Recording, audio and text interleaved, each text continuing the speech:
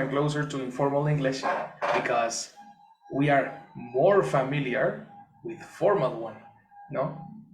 The the structures and the TOEFL practices and all the complexity of a good writing and a good composition and all the things that we have done on school are directed towards formal English, towards an English that we don't use verbally.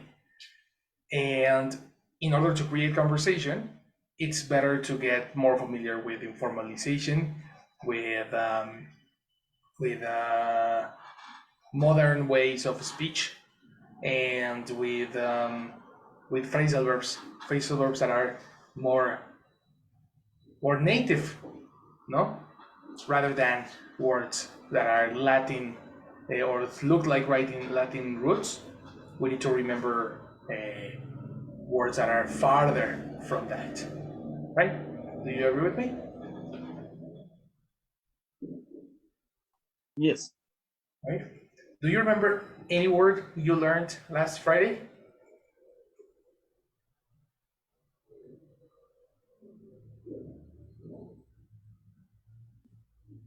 For example, about the text.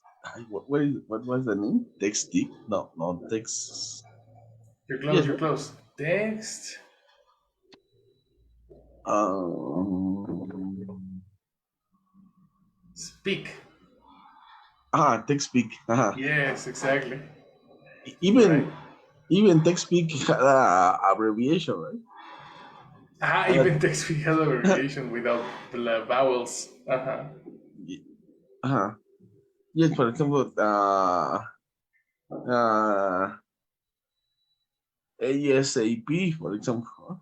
ASAP, exactly, which is a classic text speak at formal environment. Well, not formal environments, but everyday office setting, no? Yes. Mhm. Mm, But that was the one that you already knew. Do you remember anything new from last Friday?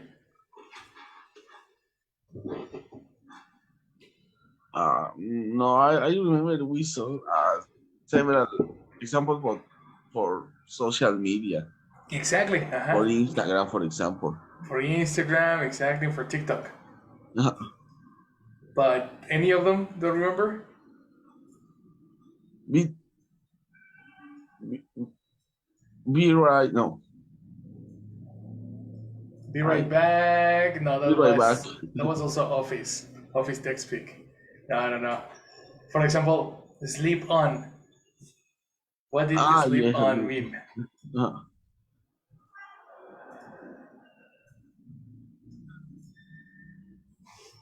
Do you remember what sleep on meant? yes, it's similar to consulting something with your uh The pillow, no? The no, famous with your pillow. Spanish meaning. But that was the meaning in the dictionary. Yes, the original one. Aha, the original one. We saw this one over here, which is to delay making a decision about something until the next day. This is like to sleep on something. But then we saw another one that means ignore or not paying attention or not giving enough recognition to something. Especially because we are talking about trends. If we are talking about TikTok, we are talking about things that are popular, things that are very recent, very popular. So if you don't know about a specific topic, you are sleeping on that. If you don't know about the last trends, you are sleeping on the last trends. And that is not really only TikTok conversation. This is a normal conversation with the people today that information goes really, really fast. No, if you don't know, if you don't know what has been happening on the news, then you have been sleeping on that. You see what I mean? Which was very close to another expression called FOMO. Do you remember FOMO, Luis? Come on, remember one? Please tell me you remember one.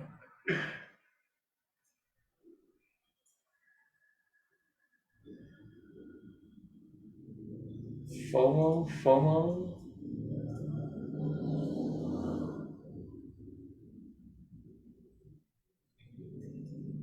No, don't Which one, remember. sorry, teacher?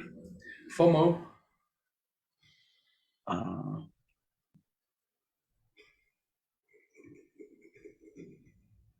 Don't remember FOMO. It was a derivative of sleeping on. If you sleep on something, if you sleep on the last news, then you are not going to know what people talk about. So some people, yeah, for me, is not being on trend. FOMO is not being on trend. Close, close, close, close. You, you, What's you, actually you are, it's an acronym.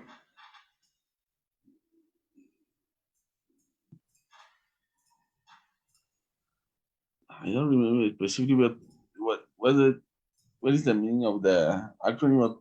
I don't remember that is you are not you are you are not updated, something like this. With Something the like last that. news.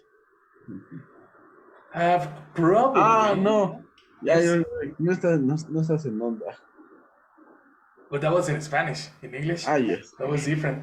No, no, no. We don't talk in Spanish in this case because that's precisely the objective, not to push Spanish away. No. Yes.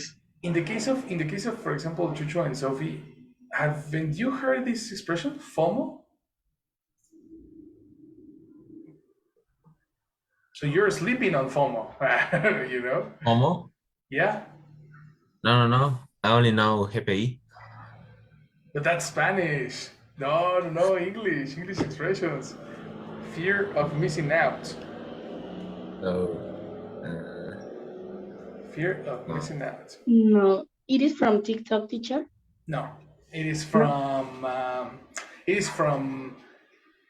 I don't know if it's from me. I don't know the etymology. I don't know where it comes from, but I have heard it most on millennial talking, and not only from TikTok, like a normal conversation. When I hear podcasts in English, they use this word, and it has been transferred to Spanish already. I mean, there are a lot of Spanish speakers who use this word, which means when I am not paying attention to the trends, or when I am not part of the trend, then it's very possible that it will create social anxiety to me because I will not have and nothing to talk about, you know?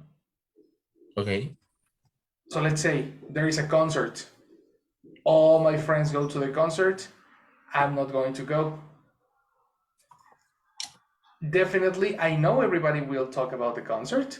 So I will try to get a ticket in order to have a conversation with them. This anxiety is called fear of missing out. I need to go. It's very important for me to go because if I don't go, I won't be able to have a conversation with my friends. You see what I mean? Yes, yes. Which is a sensation that everybody relates to. You know what this feels, right? Yes. Right? That's a very, very modern social anxiety sensation. And FOMO is one of the most common expressions. You know, you don't say, "Oh, I have a fear of missing out." No, no, no. I have FOMO, and you say it as only one word, both in Spanish and in English.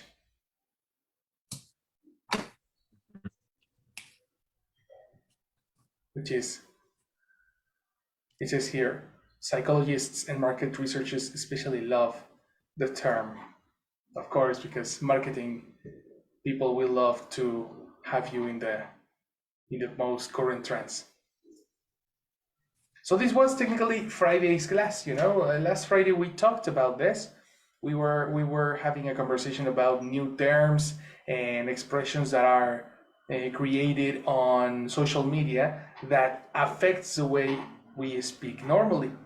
And the idea is that you memorize these words in order so you can use them in an everyday situation, right? Now, something super important is that I am not teaching you how to pass TOEFL. I'm teaching you how to have a conversation, because this is definitely not useful on the TOEFL certificate. If you're going to write a formal composition, or no, the opposite. If you're going to write for TOEFL, you need to have your mindset in formal setting, right? In formal mode. But if you're going to have a conversation with people, then you can use expressions like this, like fear of missing out, or phrasal verbs like sleeping on. And that's what we are going to continue checking today. More examples and more words that can help us understand these type of interactions.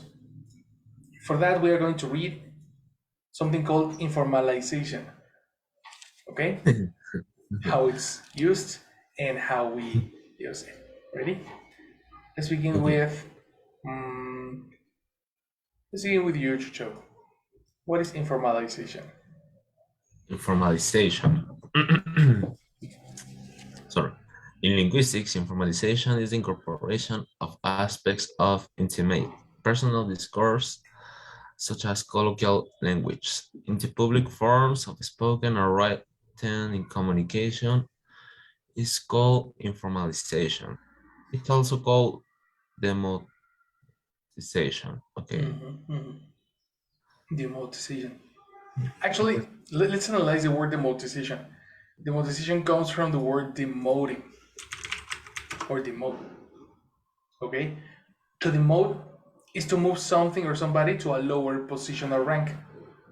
If you are, for example, a manager of a school, and then they make you a teacher, you are demoting.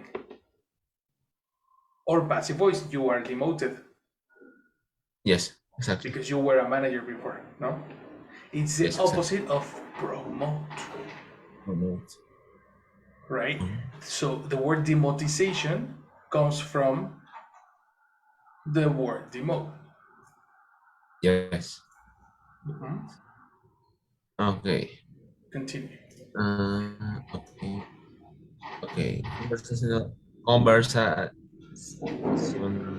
is a key aspect. Wait. How do you pronounce this? Yeah, conversation. Yes. Exactly. So you need to keep that. Let me put the dictionary right next to us. Conver.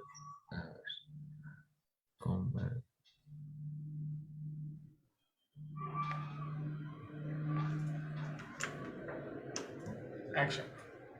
Conversationalization? No. Perfect. Conversationalization. Yes. Okay. It's a key aspect of the more general process of informalization, though the two terms are sometimes treated as synonyms. Okay. Yes. Some linguists, most notably this discourse analyst Norman Fairlaw, use the expression border crossing to describe what they perceive as the development in post-industrialized societies of a complex range of new social relationships. Again, Behavior, which kind of relationships? complex range of new social relationships. Social. Social. Social. Okay. a complex range of new social relations with behavior, including linguistic behavior, changing as a result. Okay, informalization is a prime example of this transformation. Yes. Okay, Okay, let's keep it over there. Okay? this is the hardest reading that I have wrote, definitely. Great. Great. How can you explain this paragraph or this section to the class? That was the worst question for me. So if you want to read it again, I'll be my guest. Okay. Let's give me 10 seconds. One, two.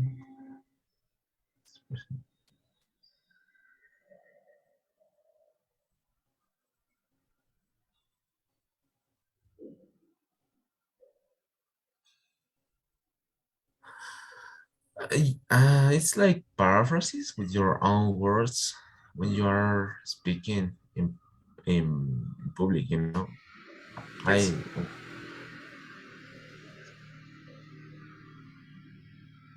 like you use your own phrases and yes, peculiar phrases that you have in your own language, and you try to explain something with this.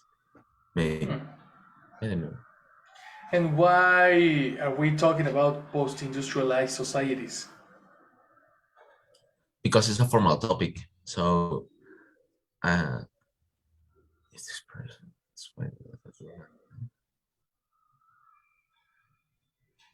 Yes. For example, there is a strange topic, and you try to explain it with simple words. Okay. And that's the correlation that exists between them. I think you need to read again. Mhm. Why me? Yes. Read it again carefully. One more time. Some linguists, most notably Yes, this course analyst Norma Fairlow, you can eliminate that parenthesis if you like. Some linguists, some linguists uh-huh, use the expression border crossing to describe what they perceive as the development in post-industrialized societies of a complex range of new social relationships with behavior. with behavior, With behavior, no let me get that. eliminate the parenthesis again. Changing as a result. Exactly. What kind of behavior is changing?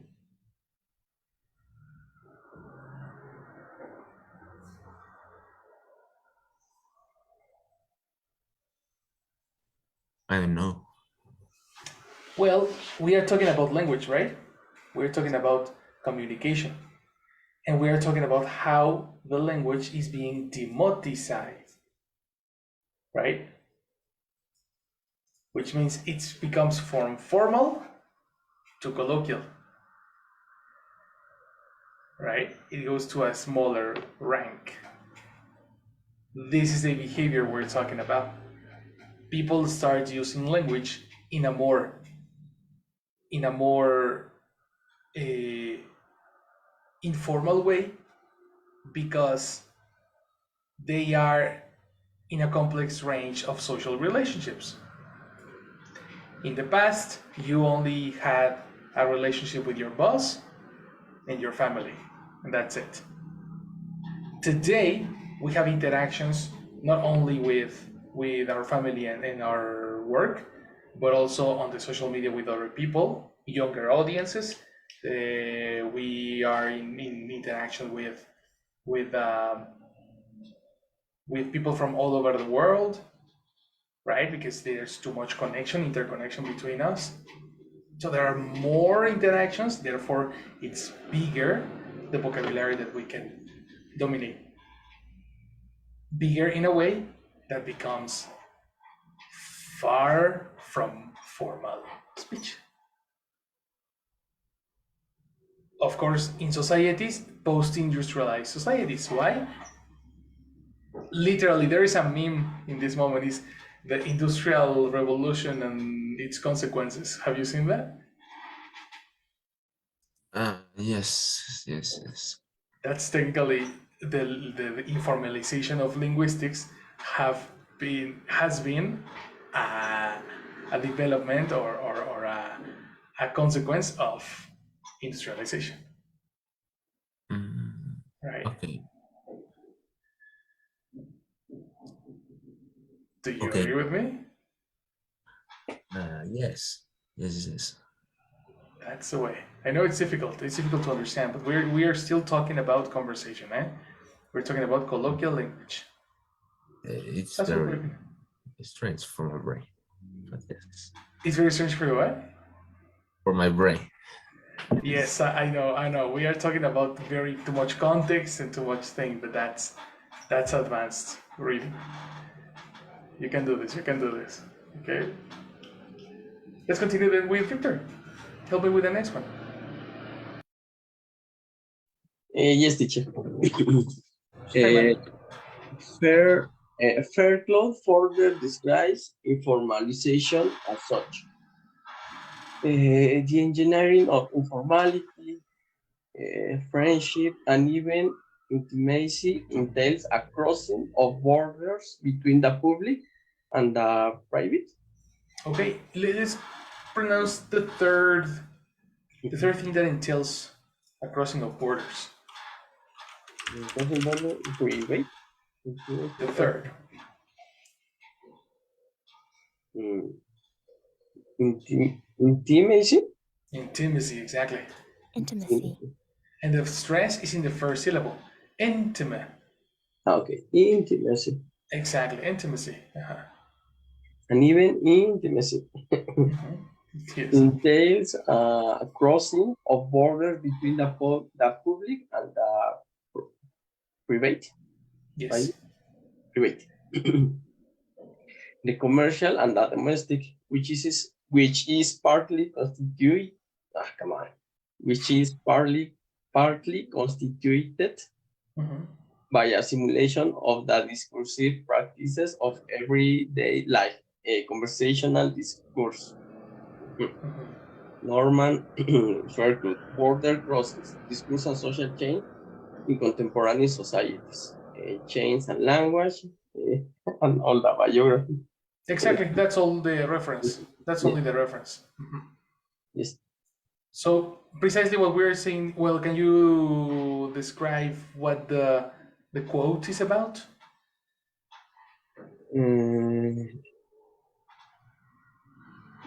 Talks about how Fairclough, that is the author, describes informatization in that book. Maybe I don't know. Normal. He said how these cross of borders is doing. Exactly, are done, not are Are doing. done. Are done, or are Yes. performed. Yes. Are done. I understand that this discourse I think that is like a connection or in order to connect maybe two kind or maybe two ways of life, the informal and formal, because talks about the public and the private, the commercial and Private. private, yes, Private. the commercial and the domestic relationships are every day. Yes. You see, so it's like the conversations that you're gonna hold at home are not the same conversations you're gonna hold at your job, and at the same time, it's not the same conversation you're gonna hold with a client, a customer, Yes. right? So that's precisely one of the behaviors that change in our speech is because we change of setting, we change of of uh, of places. We are not in the same setting all the time. Therefore, our linguistic behavior must change, right? Yes, and that kind of connection are precisely new social relations. Yes, yes, of course. Have you tried to speak with a younger person? Yes, maybe sometimes with tutor, for example. Uh-huh. Have you felt sometimes this kind of separation of Yes, right? Yes, totally, totally. Yeah, and there's a linguistic separation. It's not generational. It's just that we are like individually we are accustomed to a certain setting and a specific discourse that changes totally when you changed from person to person. okay. Yes. Mhm. We think that is generational, but it's not. It's just a different setting. Okay. Okay. Interesting, no? Yes. Example, yeah, another day, Victor didn't know the verb funar. And you explained to him what is funar, right? Funar is bad. Yeah, that's something that everybody would don't want to do, especially in the social media, you know.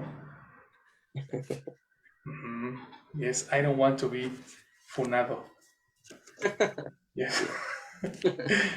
that's the thing. This is new stuff, you know. This is totally we never use it because we are not familiar with social media, no.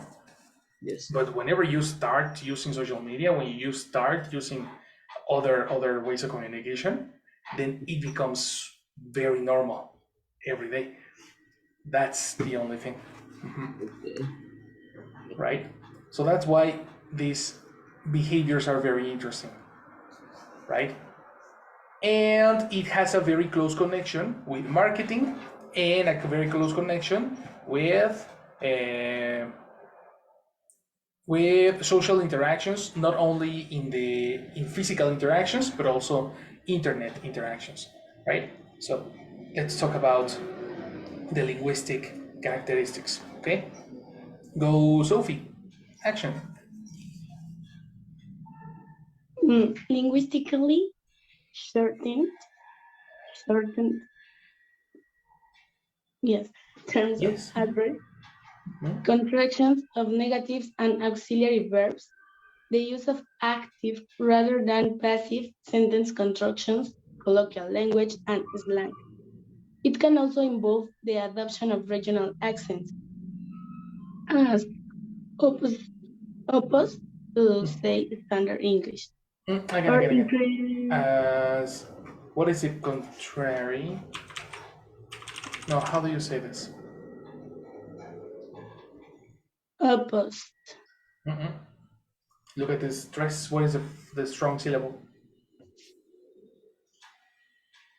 The first one, no, the second one. Exactly. Opposed, opposed. Hmm. This symbol over here, transition. Mm, I don't remember, teacher. Okay. Just go to them somewhere. Mhm. Oh, say that with me. Oh, okay. Oh, opposed, Excellent. Opposed. opposed, Opposed. You opposed. know, you know the word opposite, no? Mhm. Well, when something is opposite, it's in the contrary, and it's a derivative of the word oppose. Opposed is when a person disagrees with another person. Like I am opposed to this. This person is opposed to that.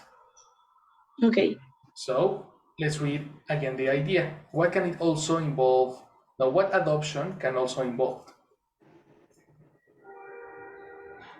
Okay. So it can also as opposed. Complete Mhm. idea. You cannot Okay. read only the parentheses. It can also involve the adoption of regional accents Mhm. as opposed to say standard English. or increased amount of self-disclosure of private feelings in public context.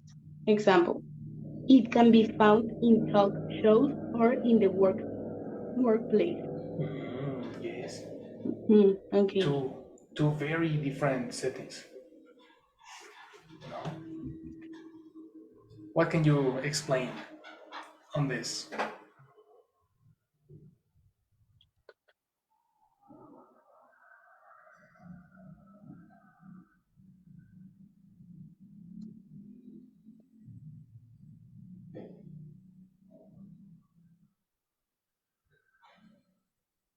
That this type of well, I understand that the this type of new words or new slang, I don't know how to say it. Mm-hmm. For example, I like FOMO Mm-hmm. are actually are part of a colloquial language, but it's something that you can use in a formal way, for example, in or no,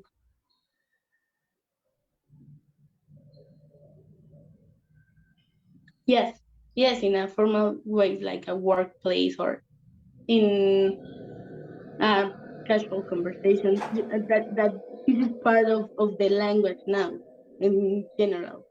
I don't know if it is okay. The idea, no? Mm, but you are omitting some information. I think you are saying the same thing as we said in the past. Because why are we using this information, for example?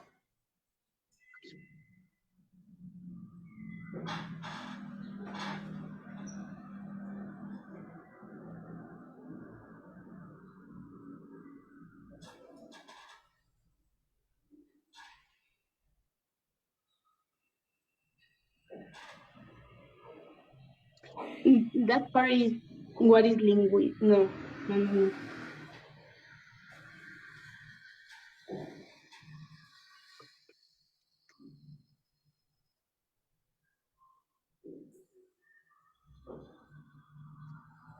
It's that how the language is has the purpose to be shorter. I mean, Has the purpose to be shorter? Okay, yes, continue. we use contractions, we use um how can I say? I forgot the name of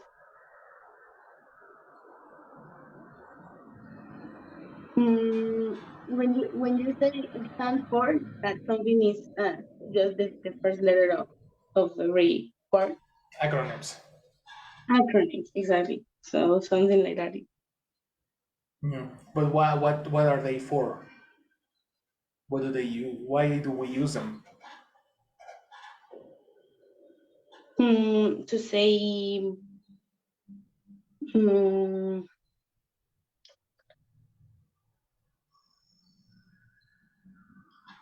You need to read again. yes, but okay. Look at this.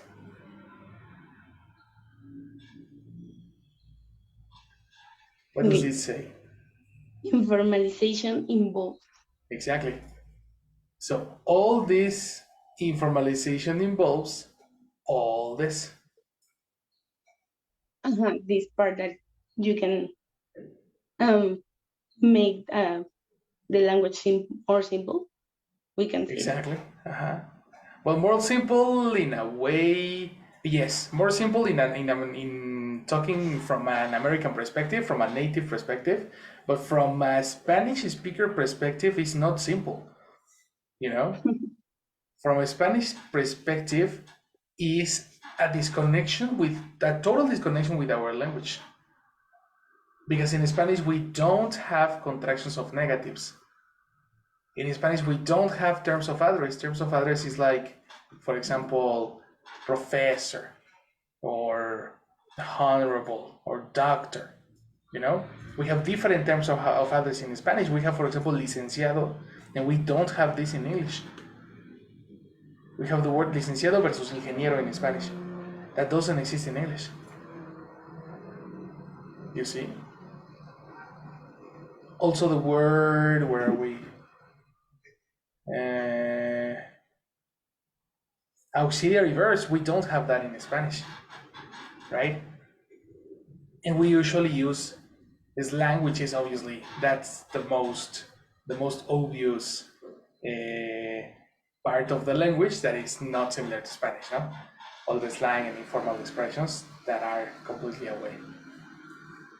So all these characteristics, literally, you have this characteristic of improvisation. All these concepts are just characteristics that you need to pay attention to when you are speaking informally. Okay. Right? Guys, I have a question about this. How would you call a licenciado in English in order not to eliminate formality in the conversation?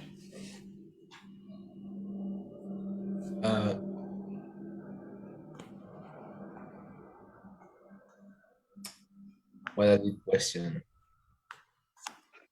Try to solve it. Again, Luis? Yes. Not forget it. What did you say? Try to say it. My leak. The what? My leak. My leak. Jesus Christ, no. Yes, no, that's completely impossible. Yes, I can. Which is this can be an informalization in Spanish, no? Because we say, if we don't say licenciado, we say leak, and that's informalization, but in Spanish. How would you call a person in English? There or miss? No, no. Again, what? For example, Miss or Mr. Exactly, Chucho. Very good, Miss or Mister, and then you go directly to the last name. Oh, okay. Something, we never say teacher Lupita to an American teacher. We say Miss Gonzalez. Oh, okay. Literally, that's one example of terms of address that is very distinct from Spanish, and is not language working. Yes. It's cultural. The difference is totally cultural. Okay. Right? We never call teacher a teacher. We always say Mister. Like in the WhatsApp of Jesse. Exactly. Mr. Pérez. Mr. Perez, that's right.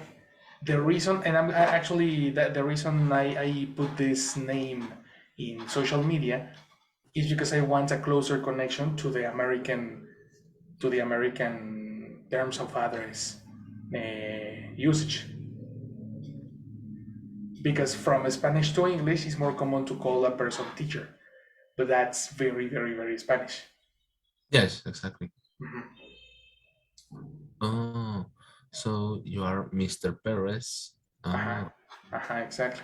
Miss Sophie, no, Miss. What's your last name? Ocampo. Ocampo. Yeah, sorry.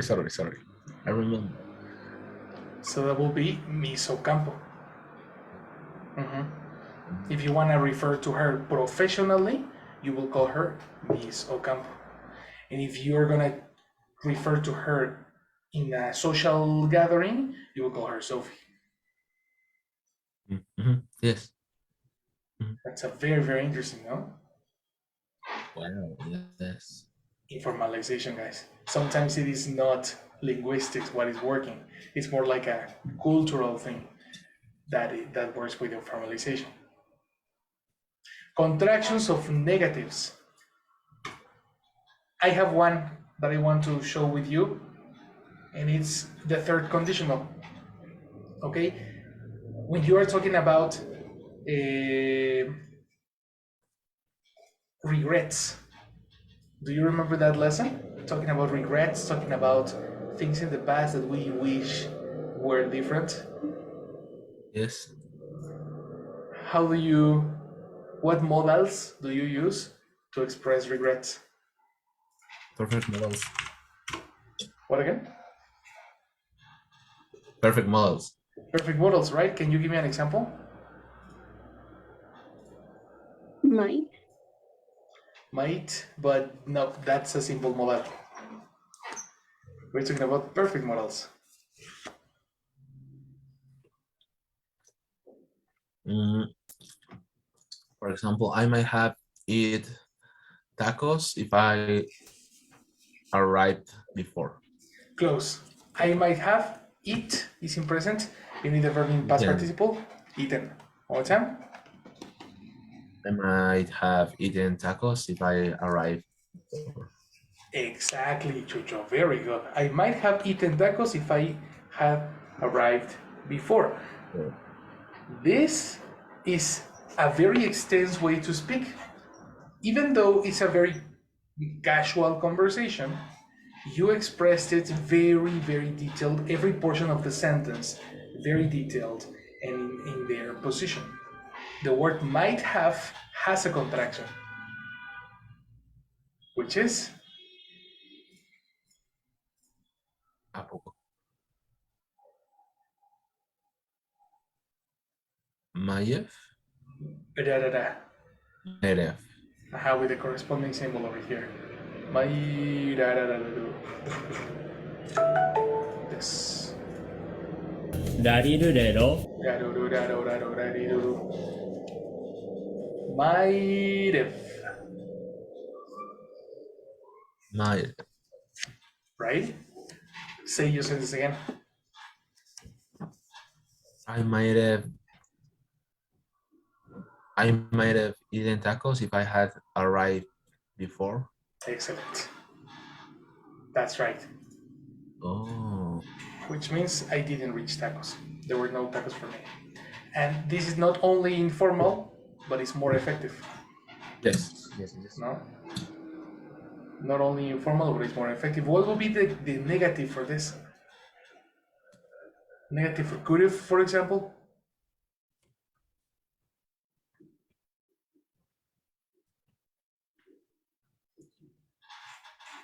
Couldn't if? Good enough? Kinda. You cannot make double contraction. That's too much.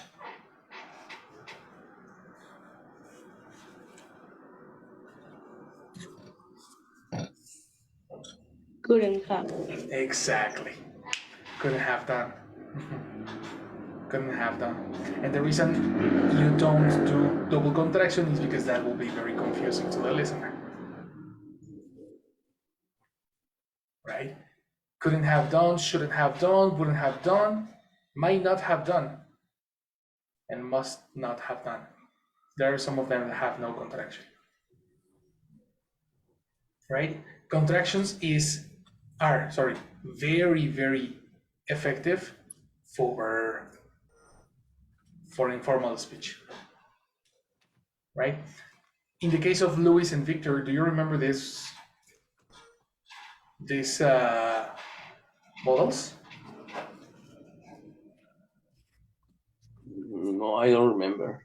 But now, Okay, so we can make a nice review on this. What about Louis?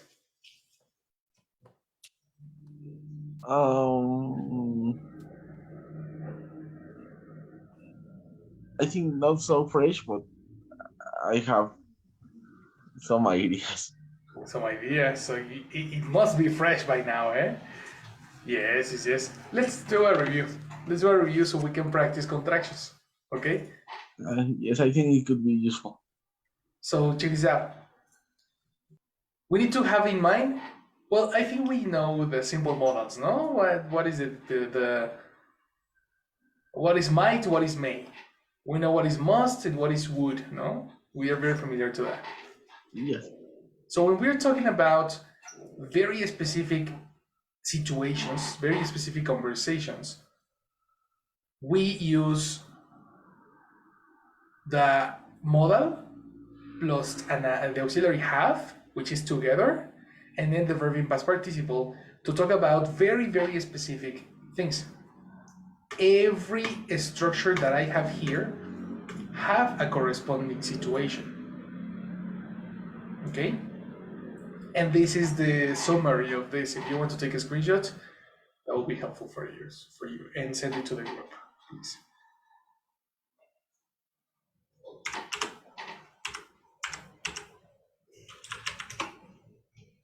Let me send it to the group so you can have it.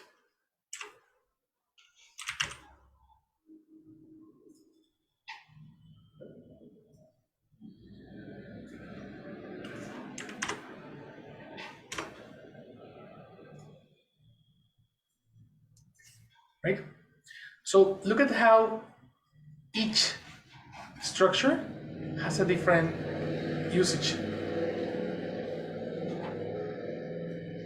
For example, we have the word must have. Must have says, we are pretty sure about what happened. Pretty sure because we don't know for real.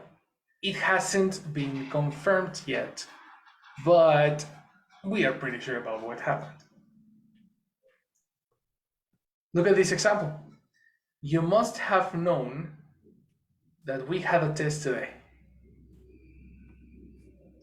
This sentence means the teacher sent us a message to all, which means it was impossible that you didn't know we had an exam.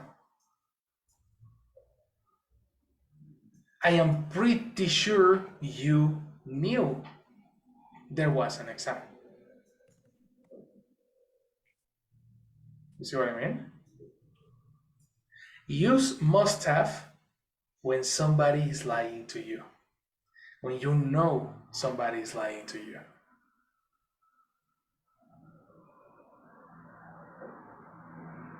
Oh, what a pretty intro. Uh-huh. What a situation, no? What a situation. What a deep, pues. Faces come to your mind. Names comes to your mind. It's pretty in general. Yes. Okay. Have you discovered somebody was lying to you, teacher? I only have to say that it's time to say goodbye. That's so sad. Just in time, no? Yes. What about what if I went? See you later. What about Victor? Have you found out somebody was lying to you? Yes. Example.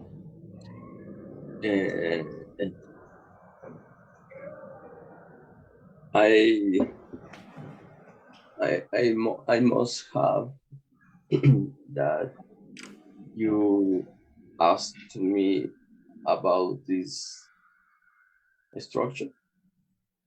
Well, tell me the situation. Let's try to fit the structure in the situation.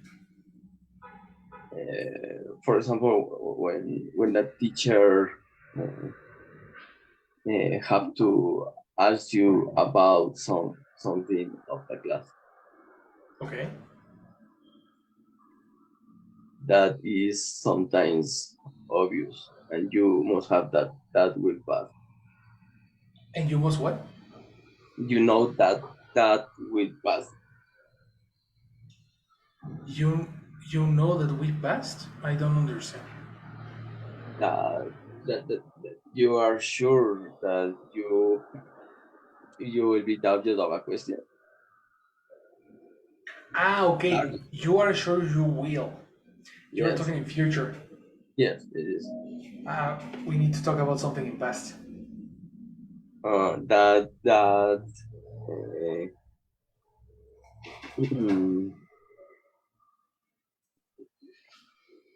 was occurred.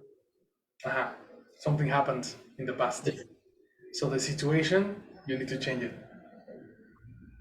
That you were sure that you were the target of some question. You are sure that you were the target of a question. Okay. And then, So in that way, you you must have know that that the teacher made a question. oh, okay. Okay, okay, I get it. No. What is the past participle of no? And you New is past. Is it past participle? know, No. One more time. you must have known that the teacher made a question. Well, that the teacher made a question? You changed the example. You must have known that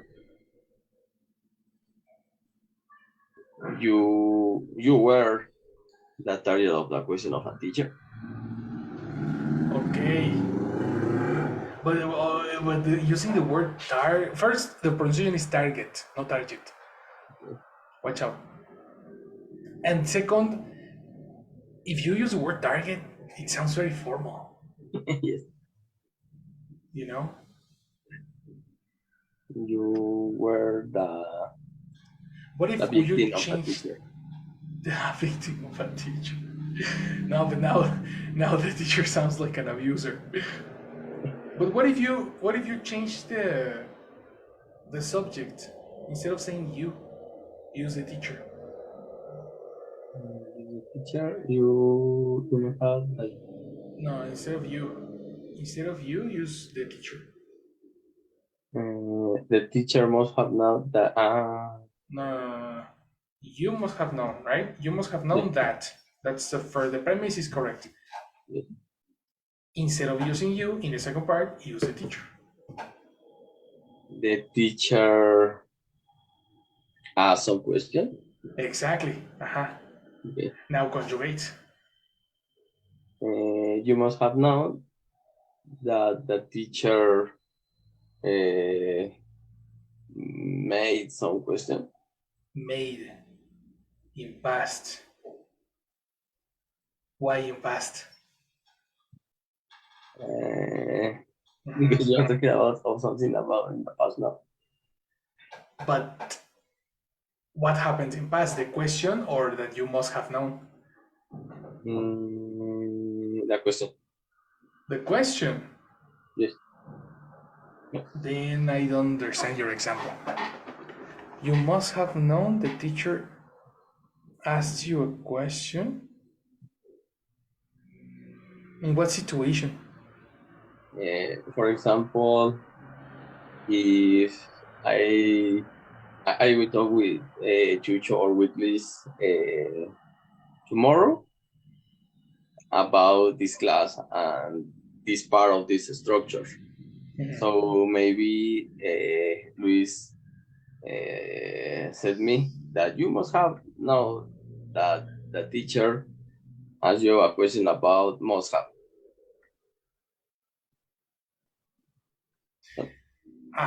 Yes, but in that situation, there's no point on using must have. There's no point to validate the use of must have. Okay. Because must have is used when you are sure that somebody's lying to you, Okay. right? So then it's like, in this case, nobody is lying. Or you are not discovering somebody's lying. Okay. Yes. You see what I mean? Yes. Yes. Yes. Yes. Yes.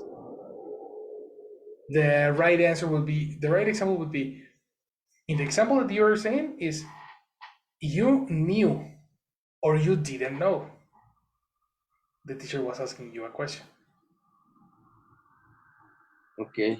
Right? But must have known is for a very different conversation. Okay. Try to figure it one. Try to imagine one. Try to remember the last time you discovered somebody lying to you, and try to make an example like that. Look at this. He says, you must have known that we had a test today. the teacher sent us all a message. So, in this context, the teacher sent a message, and it was impossible that this person didn't know there was an exam. It's like the classic, what exam, teacher, when actually you knew about the exam, right? That situation is different. Of course, yes. Try to think of an example, and let's take inspiration from other example. Do you have another example, guys? When was the last time you found somebody was lying to you?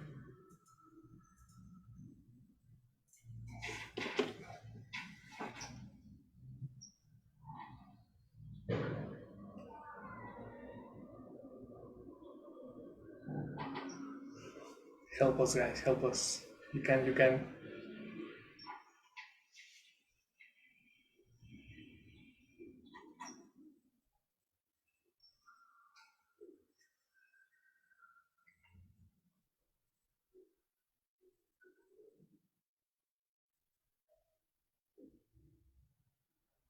No, come on. You don't know when somebody's lying to you?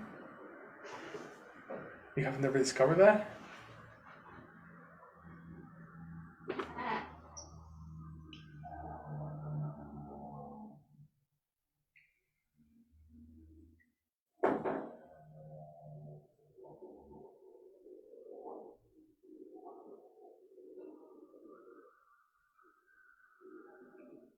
So, yes, Sophie, do you have one? Yes, but it's not a lie, but that's something that I'm pretty sure that happened. Uh-huh. That is, I think that is the purpose of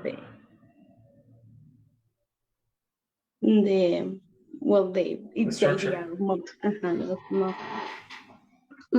I love donuts, a chocolate donut. I really Okay. love, and usually I go for one like once a month.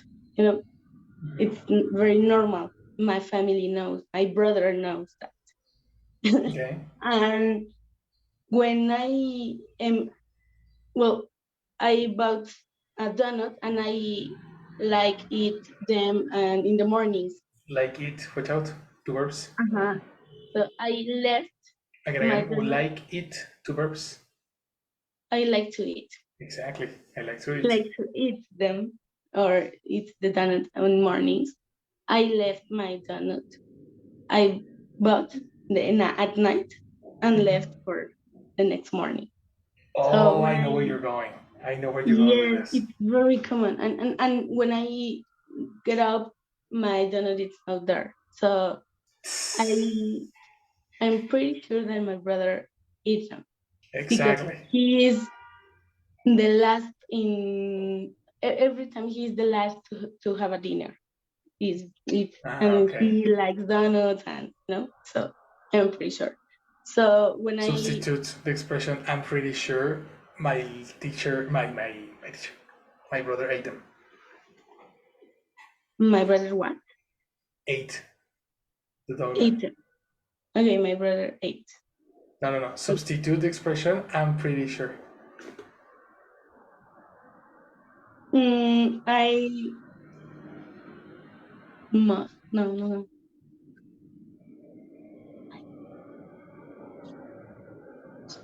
I must have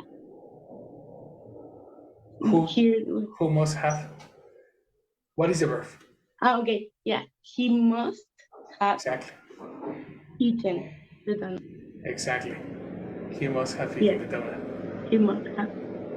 He said no, but he must have. I Exactly. know. He said no, but he must have. Yeah. Because that's the only person who would take him. Yes, correct. Right? Yes, exactly. That's precisely the thing. And look at that. He said no, so technically he was lying to you, right? Yeah. you know exactly what he did. Okay, You yes, he see? lied. That's Yeah, you're right. precisely the thing. Mhm. That's the usage of must have. It's I know exactly what happened. Somebody else is telling me the opposite, but that's impossible. It must have been the other side because we know. We know exactly. All right. What about Luis? You were gonna say one, no?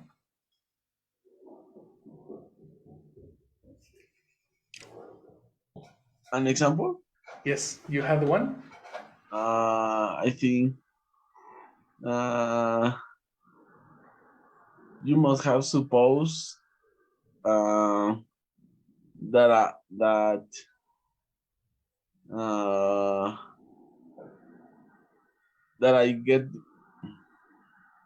that I get realized. Okay. Uh, you were not single. Okay. I get realized. Let's fix that.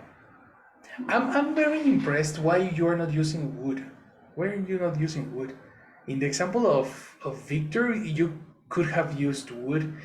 In Sophie's example also, probably. But in your example, is very, very necessary to use would. Instead of Get. That's a very, very unexpected verb. so you must have supposed Mm-hmm. I would Realize. realize. Yes. Makes sense, no? Yes, yeah, it completely. Yes, because it's something that could happen, but yes, Mm-hmm. es hipotética. Kinda. It's more like reported speech. When you say, when you say, I told you, for example, my father said, I will take you to Disneyland. Then I gossip this to my sister and I say, hey, that told me he would take us to Disneyland. I cannot express reported speech using will because this thing hasn't happened yet, no? But it's in a in an abstract time, right? Because I am reporting what my father told me. So this is the whole triangle of time changes the will into would. It's not Yes. that it's hypothetical, probably it's a promise. You see? So because it's a promise and because it's something that is not in a specific time, you need to use would. Not because it's hypothetical. Okay. You see? Okay. So one more time. You must have supposed I would realize you were not single. Exactly. You must have supposed I would realize you were not single. I like your example. I Yeah. was like, come on, it was terrible. Yes, yes, yes, yes. You must have, you must have supposed. So it means that she didn't suppose that. But come on, it was necessary for her to suppose that. Yes. Very good. Mhm. Victor, tell me one. Uh, for example, when some driver of a little motorcycle are driving on Is driving. Is one driver. the central rails, so for example, periphery, Okay. something, for example, some policeman can say to the to the driver of the motorcycle, you must have known, or maybe you must have drive, or maybe it's better you must have known, you you couldn't drive in this race. Okay, exactly. You must have known you couldn't drive like that, no? Yes. Because in this race sounds very abstract. Yeah. That's it, of course. Try to select your words again. One more time. You must have known. You must have known you couldn't drive in periférico. You couldn't Exactly. drive this place. You couldn't drive in periférico. How? Wait, what? How? How he can drive? Exactly. Good, because you're talking in past. He couldn't drive here in that motorcycle or maybe at that velocity. At that velocity sounds like formal because it's similar to Spanish. The speed. Speed, exactly. That's the one that I needed. One more time, complete. You must have known if you couldn't drive here that speed. Exactly. That's the one. Why? Because one, it's pretty obvious. Two, it's in the rules. It's necessary that you read the rules before you ride a motorcycle. And three, it's very probable you're lying that you didn't know. Yes. That's an example, man. Very good. You see? Now, I want you to be very, very attentive on the words that you're using, because sometimes you leave your example in very abstract notes. You need to be more specific now. For a advanced conversation, it's very necessary to make more direct expressions and more direct explanations. Abstract speaking was very useful at the beginning when we were studying beginners, but now it's more important to use very specific vocabulary. All right? So I really like these exercises because it works. It creates good comprehension and good mental exercise. Okay, so let's try to use it. We're gonna continue checking that tomorrow. We're gonna make more examples, and I'm gonna teach you one that is new, which is O2 half. Probably you haven't seen that before. Formal versus informal. That's gonna be tomorrow. All right. Have a nice day, guys. Very good job. Bye, teacher. Thank you. Bye. I'll see you tomorrow. Bye, guys.